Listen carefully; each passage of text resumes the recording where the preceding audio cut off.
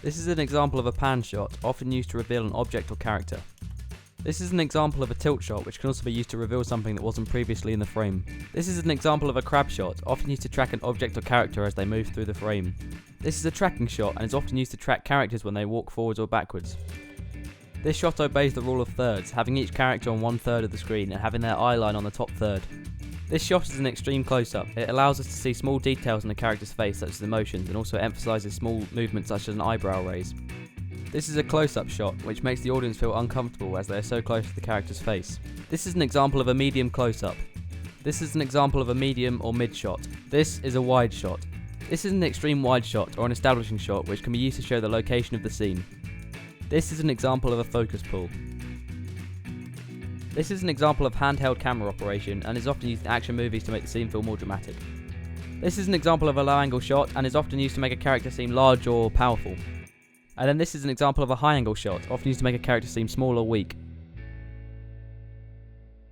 This is an example of slow motion. It can be used to make a scene feel more dramatic and also draw attention to a key detail that spends longer on the screen. This is an example of shot reverse shot, in which the camera is placed over the subject's shoulders and obeys the 180-degree rule, alternating between the two subjects. We most commonly see this technique in interviews. This is an example of match and action, in which the cut is made invisible by the repetition of the same action at the same point, masking the edit entirely. This is an example of look room, where the character is on 1/3 of the screen and has 2/3 of the screen for what is called look space.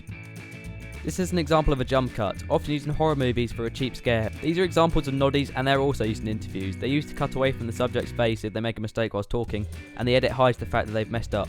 This is an example of a cutaway and can be used to draw attention to something important in a scene. These are examples of some basic transitions.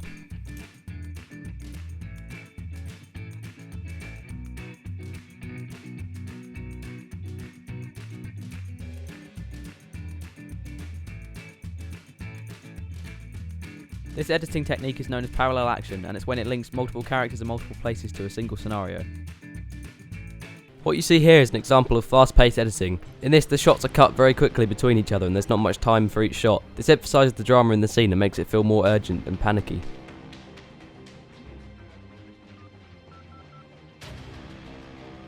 In contrast, this shot is an example of slow-paced editing, in which the cuts are slowed down completely and emphasises a much more calm and relaxed feel to the scene.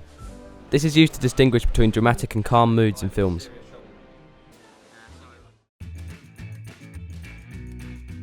There are two main categories of sound in filmmaking. The first is known as diegetic sound, and it's when you can hear the sound of something that you can actually see visibly in the scene. For example, you might be able to hear the sound of my alarm clock ticking or the sound of my computer fan. The second type of sound is known as non-diegetic sound, and it's when you can't actually see something in the scene visibly, but if you came to the actual location you might expect to hear the sound anyway. In my bedroom, an example of non-diegetic sound can be the sound of a car going past the window or even the sound of birds outside. There are three types of microphone that are commonly used in filmmaking. The first is what I have on my camera now. This is a shotgun mic and it's a directional microphone, so it picks up the sound from just what's in front of it and not from sideways on. This is most commonly used in conjunction with a boom pole, and it's used to get the microphone above the subject and just pointing down, so you only get the sound you want and you don't get any unwanted sound leaking in from the sides or above. A lav mic is most commonly used in interview situations where you can hide the microphone on people without having to have the need for a boom pole to be above who are pointing down.